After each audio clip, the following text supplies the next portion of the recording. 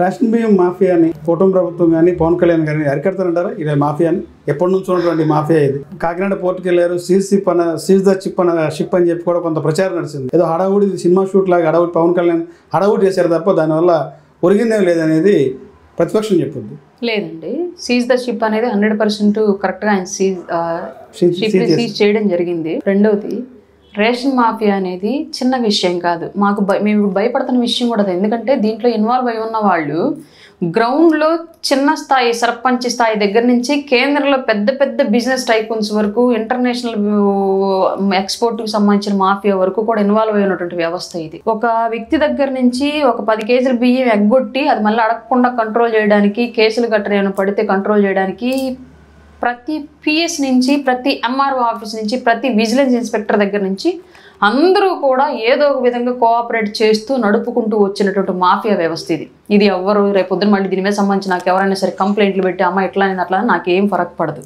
Clearly Dwarapudi Chandrasekhar ఉన్నటువంటి కోపమే ఈ రోజున ఈ పీడిఎస్ దాని మీద హడావుడి చేస్తున్నారు తప్ప పవన్ కళ్యాణ్ ఇంకా రాష్ట్రంలో సమస్యలు లేవు అనేది ప్రధాన ఆరోపణ. అట్లా హడావిడి చేయాలి అనుకుంటే ఫస్ట్ అదే రకంగా ఈ రోజు పేరు నాయని కూడా టార్గెట్ చేశారని చెప్తారు. వైసీపీ మంత్రులని ఎమ్మెల్యేని టార్గెట్ చేసి చేస్తారని చెప్తారు. నంబర్ 1 ఎవరి మీద కోపం ఉంది వాళ్ళ వల్ల హడావిడి చేయాలనుకుంటే ఫస్ట్ హడావిడి ఏదని అంటే వాళ్ళ లీడర్ ఎవరైతే ఉన్నారో జగన్మోహన్ రెడ్డి అతని మీదే చేస్తాం, అతను లోపలేసే ప్రయత్నం చేస్తాం. ఆల్రెడీ 38 కేసులు బెయిల్ మీద తిరుగుతున్న ముద్దాయే కాబట్టి ఆ బెయిల్ క్యాన్సిల్ చేయించి లోపలేసే ప్రయత్నం చేస్తాం. కానీ మేము అలా చేయలేము, ఎందుకంటే మాకు ఎవరి మీద కోపంతో మేము పరిపాలన చేయం. ప్రజలకి క్లియర్గా ట్రాన్స్పరెన్సీ ఉన్నటువంటి పాలన అందిస్తామని హామీ ఇచ్చాం కాబట్టి కూటమిలో ఉన్నటువంటి నాయకులుగా దానికోసం ముందడుగేస్తున్నాం. అందులో భాగంగానే రేషన్ మాఫియాని టచ్ చేశాము. రేషన్ మాఫియాని టచ్ చేసినప్పుడు ఒక తేనె తుట్టును కొడితే ఈగలన్నీ లేచినట్లుగా అందులో ఇన్వాల్వ్ అయ్యి ఉన్నటువంటి నాయకులు, మాఫియా వ్యక్తులంతా కూడా భయపడిపోతున్నారు. దాంట్లో ద్వారంపూడి చంద్రశేఖర్ రెడ్డి ఉన్నాడు, అది మా తప్పు కాదు ఫస్ట్ది. రెండోది పేరుని నాని ఏమి ఎరగం శుద్ధపోస అయితే ₹1 కోటి డీడీ తీసి అప్పటికప్పుడు వాళ్ళ లాయర్ ద్వారా కలెక్టర్ గారికి ఎందుకు పంపించారు? ఇన్ని రోజులు ఎందుకు కట్టలేదు? ఇప్పుడు మాత్రం ఎందుకు కడుతున్నారు? ₹1 కోటి ఎందుకు కట్టాల్సిన అవసరం వచ్చింది? వారం 10 రోజులు అస్కాండ్లోకి ఎందుకు వెళ్ళిపోయారు? అంటే కావాలని కక్షపూర్తిగా నన్ను మా కుటుంబాన్ని టార్గెట్ చేసి నేను పేరు నాని చెప్తారు. ఆధారాలు చూపిస్తాను. గోడౌన్లో ఉన్న రైస్ ఎవరైతే ఉన్నారో దాన్ని చూసుకోవాల్సి చెక్ చేయాల్సిన బాధ్యత సివిల్ సప్లై అధికారులు. ఇది మీరు ఎప్పుడు మాట్లాడాలి? ₹1 కోటి డీడీ పంపించారు చూసారా కలెక్టర్ ఆఫీస్కి, దానికి ముందు మాట్లాడితే ఇవన్నీ నమ్మి ఉండేవాళ్ళం. నేను తప్పు చేశాను, నా తప్పుకి ఇప్పుడు నేను పెనాల్టీ కడుతున్నానని చెప్పేసి ₹1 కోటి డీడీ పంపించి నువ్వు శుద్ధపోసం మాట్లాడడం ఏంటి? నువ్వు తప్పు చేయకపోతే ₹1 కోటి ఎందుకు కట్టావు? నీకు డబ్బులు ఎక్కువే కడుతున్నావా? నీకు డబ్బులైనా జగన్మోహన్ రెడ్డి టైంలో పైనుంచి కురిపించాడు ప్రజల డబ్బులంతా మీ ఇంట్లో. బయటకు వచ్చి నాకు ఊరికి ₹1 కోటి కలెక్టర్ ఆఫీసులకు విసిరేయమని చెప్పేసి తప్పు చేసి కూడా తట్టజారిన బెట్టుబోని మాట్లాడితే ఇంకా సిగ్గురానట్టు వైసీపీ పార్టీలో నాయకులకి. అంటే పవన్ కళ్యాణ్ విమర్శించారు కనుక ఈ రోజు నా మీద కక్ష సాధింపని చెప్తాడు ఆయన. ఆయన లాంటి వాళ్ళు 100 మంది 150 బోర్డు లింగాల్లో ప్రతి లింగం విమర్శించిందండి పవన్ కళ్యాణ్ గారిని. వీళ్ళందరి మీద కక్ష సాధించుకుంటూ పోతే 5 సంవత్సరాలు ఇచ్చిన హామీలు 6 అడుగు కూడా మేము ఏం చేయలేము ప్రజలకి. కాబట్టి వీళ్ళు అసలు మేము కన్సిడరే చేయట్లా. మేము ఏదైతే తప్పులు ఉన్నాయో సరి చేసుకుంటూ వెళుతున్న క్రమంలో ఆ తప్పుల్లో ఇన్వాల్వ్ అయ్యి ఉన్నటువంటి వాళ్ళందరూ కూడా వాళ్ళు బయటకు వచ్చేస్తున్నారు. పుట్టలోంచి పాములు బయటకు వచ్చి బొసపడుతున్నట్టుగా బొసపడుతున్నారు. కానీ వాళ్ళకి తెలియంది ఏంటంటే ఇట్లాంటి వానపాములు ఎన్నింటినో చూసి వచ్చారు కాబట్టి పవన్ కళ్యాణ్ గారు తీసి పక్కనేసి ఆయన పని ఆయన చేసుకుంటూ వెళ్ళిపోతున్నాడు.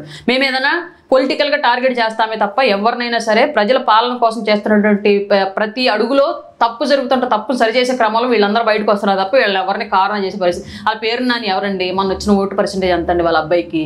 అసలు అతని ప్రజలే పక్కన పెడితే మేము పట్టించుకోవడం ఏంటండి? ఇవాళ పవన్ కళ్యాణ్ గారి స్థాయి ఏంటండి? International, national.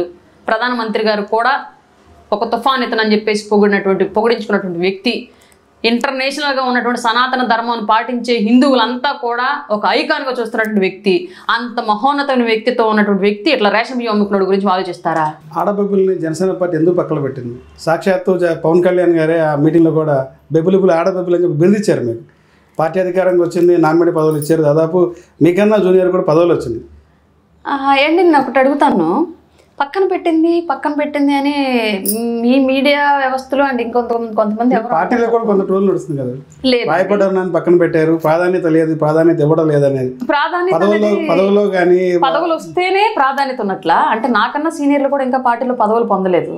అసలు ఇంకా టీడీపీలో అయితే అసలు మినిస్టర్లుగా చేసిన వాళ్ళు కూడా ఇవాళకి ఏ ప్రయారిటీ ఇవ్వలేదు. ₹1 కోట్ల డబ్బులు అధికారంలోకి రావడానికి కూటమి కోసం ఖర్చు పెట్టిన వాళ్ళు ఉన్నారు. అట్లాంటి వాళ్ళు కూడా ఏ ప్రయారిటీ ఇవ్వలేదు. ఇప్పుడు వాళ్ళందరినీ పక్కన పెట్టేసినట్టేనా? 2019లో జనసేన ఓడిపోయిన తర్వాత మొట్టమొదటిగా రాష్ట్రంలో మాట్లాడిన వ్యక్తి రాయపాటి అరుణ. అదే రాయపాటి అరుణకి ఎందుకు పార్టీలో గుర్తింపు లేదంటారు? నాకు పార్టీలో గుర్తింపు లేదు అనే మాట అవాస్తవం. ఇవాళకి రాయపాటి అరుణ అంటే రాష్ట్ర వ్యాప్తంగా అన్ని వ్యవస్థల్లో అందరి వ్యక్తుల్లో తెలుసు.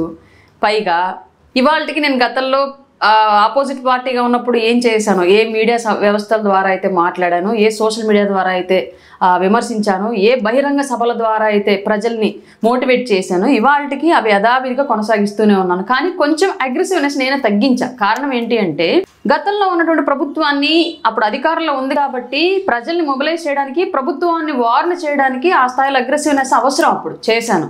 ఇవాళ అవసరం లేదు. వాళ్ళు ఆల్రెడీ చచ్చిపోయిన పాము కింద పడుకొని ఉన్నారు. వాళ్ళు చేసిన తప్పుల్ని ఎత్తి చూపుతూ మేము చేసిన రైట్ ఏంటి అనేది చెప్పాల్సినటువంటి అవసరం కూడా ఉంది కాబట్టి వాళ్ళ అగ్రెసివ్నెస్ అవసరం లేదు, విశ్లేషణ అవసరం ప్రజలకి ఈరోజు. దాని మూలంగానే ఇవాళ నా వాయిస్ అంత గట్టిగా కాకుండా కొంచెం విశ్లేషణాత్మకంగా ముందుకు వెళుతూ ఉన్నాను. నేను అనేది పార్టీలో కష్టపడిన వ్యక్తులు ఎక్కడైనా ప్రాధాన్యత ఇస్తారు, పదవులుగానే ఉంటుంది. కష్టపడిన వ్యక్తిది 2019లో ఓడిపోయిన తర్వాత రాష్ట్ర వ్యాప్తంగా మాట్లాడిన వాళ్ళలో మొట్టమొదటి వ్యక్తి రాయపాటి అరుణ. అదే రాయపాటి అరుణకి దాదాపు అధికారం చేపట్టిన తర్వాత చాలామంది పదవులు వచ్చింది. ఫస్ట్ లిస్ట్ అయిపోయింది, సెకండ్ లిస్ట్ అయిపోయింది, రేపు మళ్ళీ థర్డ్ లిస్ట్ రేపు జనవరిలో కూడా ఉంది. మీరు చెప్పినట్లుగా పదవులు ఇవ్వడమే కనుక ప్రయారిటీ ఇవ్వడం అనుకుంటే మాత్రం అది ఖచ్చితంగా అపోహగానే నేను భావించుకుంటాను. పార్టీలో నాకు ఉన్నటువంటి గౌరవ మర్యాదలు ఎక్కడా తగ్గలేదు. కొంత ప్రచారం కూడా ఉంది, రాయపాటి అరుణ పక్కన పెట్టారు, పార్టీ పక్కన పెట్టింది. ఏమీ ఉండదు. నన్ను పక్కన పెట్టడానికి అసలు పార్టీలో ఎవరు కూడా ఆ సాహసం చేయలేరు. అది చేస్తే కళ్యాణ్ గారే చేయాలి. కళ్యాణ్ గారు నాకు ఎంత గౌరవం ఇస్తారో అందరికీ తెలుసు ఇవాళకి కూడా. కాబట్టి అట్లాంటివి ఏమీ కూడా మా పార్టీలో ఏం జరగలేదు. ఫస్ట్ది ఇంకా 2 లిస్టులు ఉన్నాయి. వస్తుందో రాదు నాకు కూడా తెలీదు. వచ్చినా ఇంకొక బాధ్యత నన్ను అప్పచెప్పారు కూటమి తరపున అని చెప్పేసి అనుకుంటాను. రాకపోయినా పార్టీ పరంగా నేను చేయాల్సింది ఇంకా ఏదో ఉంది, దాన్ని ఇంకా గొప్పగా చేయాలని చెప్పేసి ముందుకెళ్తాను తప్ప పదవులేవో నా పనితీరుని కట్టడ చేస్తాయి, పదవులేవో నా పనితీరుని ముందుకు తీసుకెళ్తాయని నమ్మేటువంటి వ్యక్తిని అయితే నేను కాదు. నిరంతరం పవన్ కళ్యాణ్ గారు అడుగుజాడల్లో ఆయన ఆశయాల సిద్ధాంతాలు ప్రజల్లోకి తీసుకెళ్ళడం నిరంతరం నా పోరాటం ఎట్లాగే కొనసాగిద్ది.